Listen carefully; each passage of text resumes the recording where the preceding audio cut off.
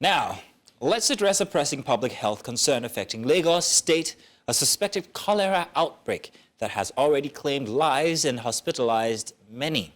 Now, this is a fact. As of today, 5 people have tragically lost their lives to what is suspected to be a cholera outbreak in Lagos. Commissioner for Health Akin Abayomi reported severe gastroenteritis. I'm sure the doctor is going to help us with that word later. These cases in Eti Osa, Lagos Island, Ikorodu, and also Kosofe local government area, with about 60 individuals hospitalized. The deaths have primarily resulted from late presentation with extreme dehydration. Now, the Lagos State Ministry of Health, alongside the Directorate of Environmental Health and the Lagos State Environmental Protection Agency, has launched an investigation into what is now a potential water contamination source in the Lekki Victoria Island axis. Now, while cholera is strongly suspected, samples are being tested for confirmation. And so to help us understand the situation better and also to talk to us about public health and what we should know and should not do now that there's an outbreak, we have with us today in the studio Dr. Tuyi. He is a public health doctor and he joins us on the show. Welcome to the show. Thank you, Judith. Thank you for having us. Welcome, Thank you, sir. Mazino. Thank you very much for showing up. I would like for you to start with the basics, right? Can you explain what cholera is and how did we even get here? How is it being spread?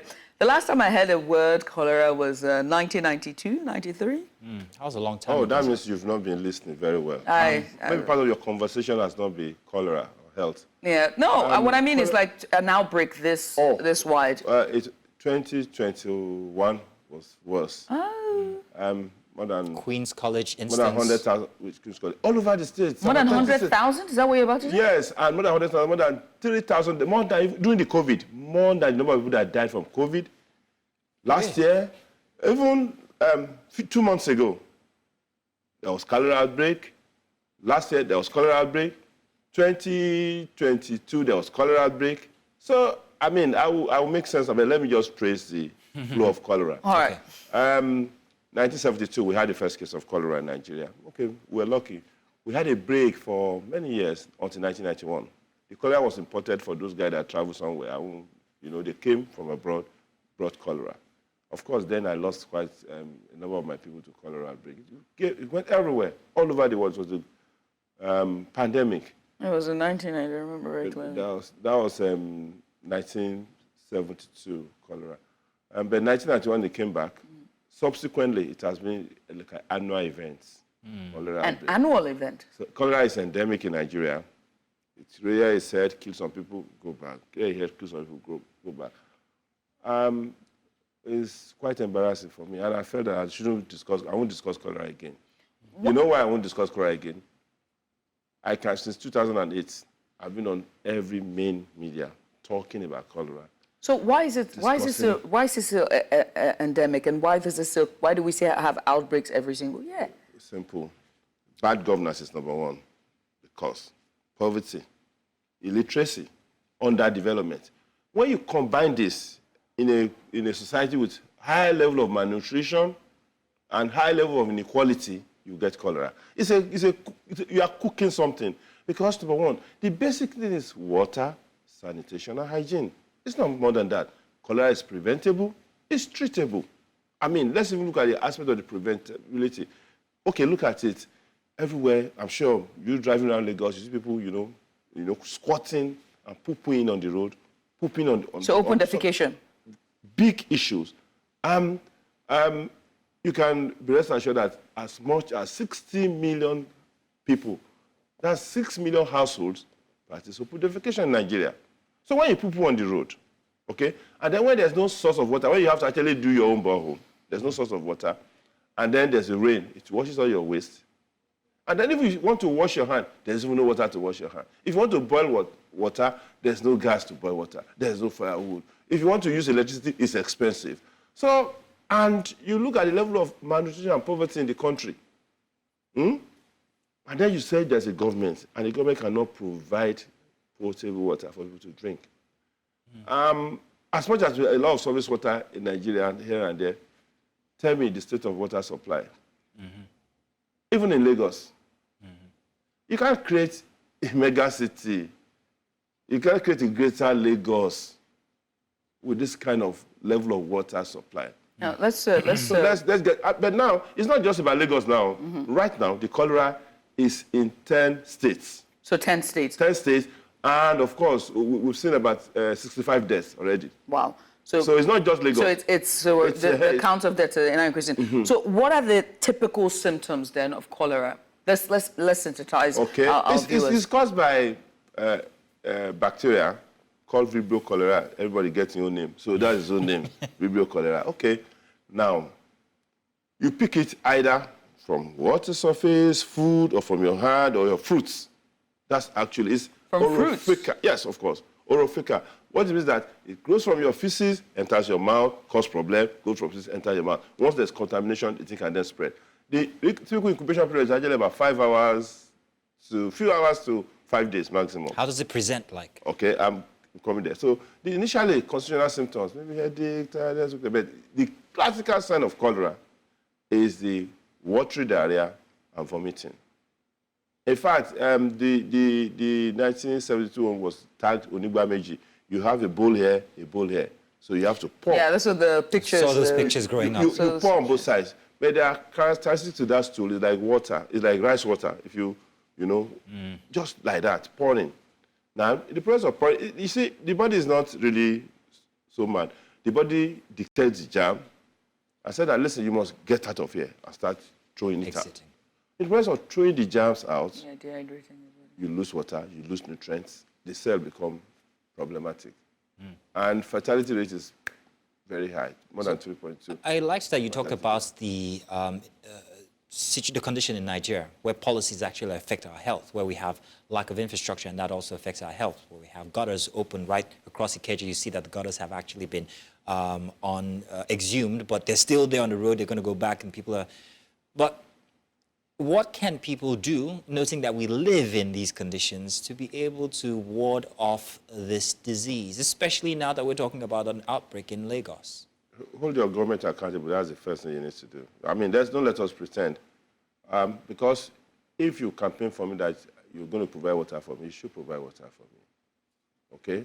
I mean, then secondly, as much as possible, you have to act locally. Locally means that you must now be responsive. Act by yourself to protect yourself. What do I mean? You have to have what I call personal hygiene, food hygiene, and public or environmental hygiene. That's how it flows. Now, the act of hand washing, unfortunately, there's no water. It's very key. We should have taught this or ingrained it into our children, even in primary schools, or kindergarten. Wash your hand every time. Every time you're visiting a toilet and you're coming out, wash your hand. Every time you're approaching your dining table, wash your hand. Or you can use sanitizer. All of them are expensive now. So hand washing is key, that personal hygiene. Then keep your food appropriately, okay? Your source of water has become so important that it's not situated near a waste disposal source, okay, or even where the water is coming from. But I'm sure, I know it's tough to boil water. Try. If you cannot boil water, go and get water guard and drop in your water to deal with those things. And then when you have symptoms, don't start looking for anointing oil to drink. Ask, because it's very fatal. Ask a doctor, call a doctor, okay? So now your fruit must be washed, your hand must be washed, your plate must be kept clean.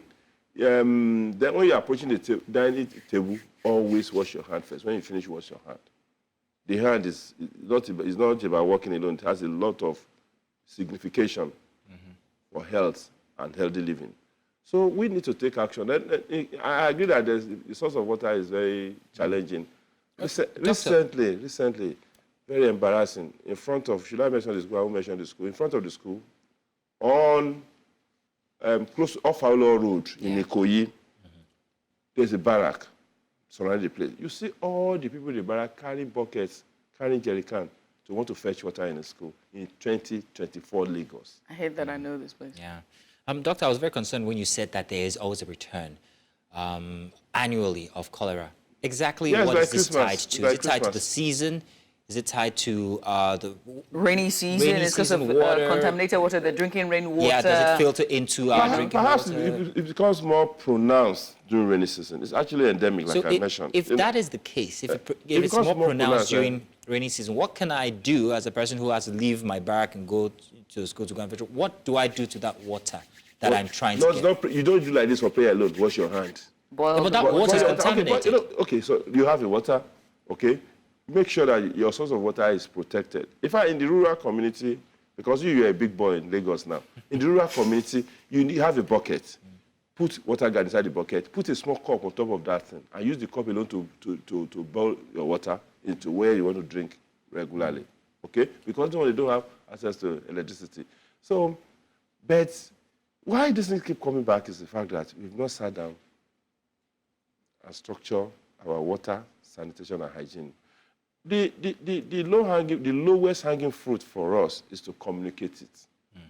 That, guys, rain season is coming. It's not about destruction. Because there are health implications to rain. There was heavy sensitization campaign back, I think it was either the mid-90s or the late 90s or the early 2000s, and where we saw adverts for Water Guard. There were adverts for ORS, which is the solution that you drink as well. There was also, when you go to every hospital, every public health centers, you'd see the pictorial infomercial or infography posted everywhere. And there were adverts as well. There was also USAID, a number of NGOs, international health organizations who partnered with local governments and state government and federal government as well to spread it, especially to the northern areas and parts where it was mostly prevalent.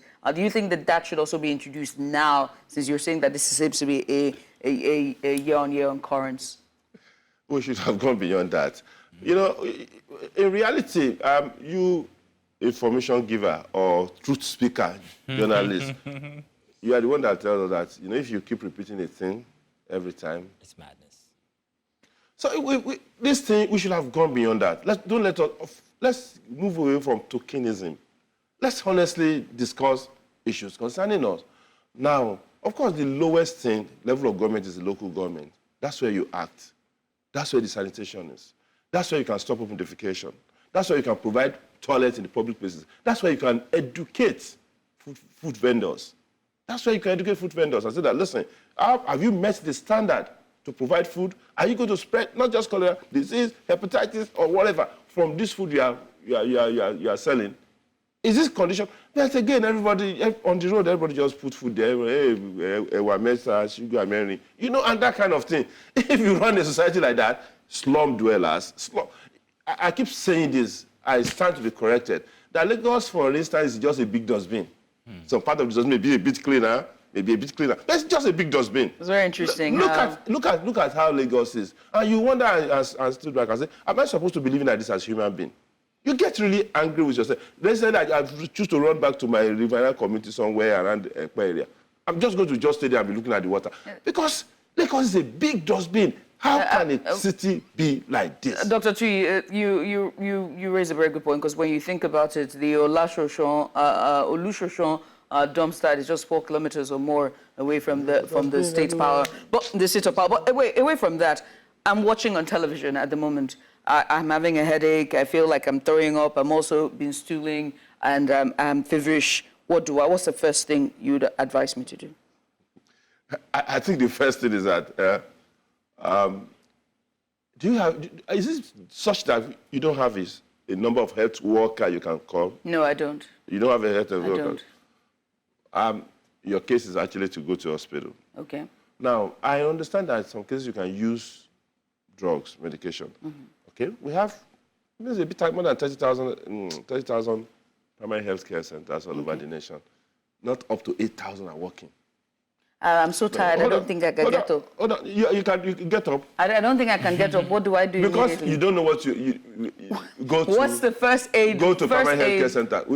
First aid for what? You want me to recommend paracetamol for you, which is fake. So go to the healthcare center. Go to the healthcare center. Talk to a health worker. Because you see, I've seen a friend who just went somewhere in Victoria Island and bought anti-malaria. In a big pharmacy in Victoria Island. And the guy came down with kidney failure. Oh, dear. And he had to actually do a transplant. So where do you want us to start talking about health? So without proper governance, without people communicating appropriately. And the communication is at the level of the local government now, where you can, of course, do your gutters, do your sanitation, look at the food vendors, educate people. Oh, doctor. What else do you want to do? So if you're watching from home, remember that if you feel any sign, you feel anything, go to the primary healthcare centers immediately. There's always one located wherever you are, and they're scattered in all local government area. Just go there. Oh, God, Doctor. Dr. Tuyi is painted a very grim picture, but there are relevance to what you're saying regarding the health system and policies and all. Thank you very much, Dr. Tuyi. It's been very interesting having you here. Especially love the way that you tell. This is a very relative way that everybody can understand. We hope to have you back on the show again. He's laughing because you know, just stay right there. Dr. Tuyi is a public health doctor, and he joined us. We'll take a short break, and we'll come back on the other side. We would wrap this up nicely with a bow. Stay with us.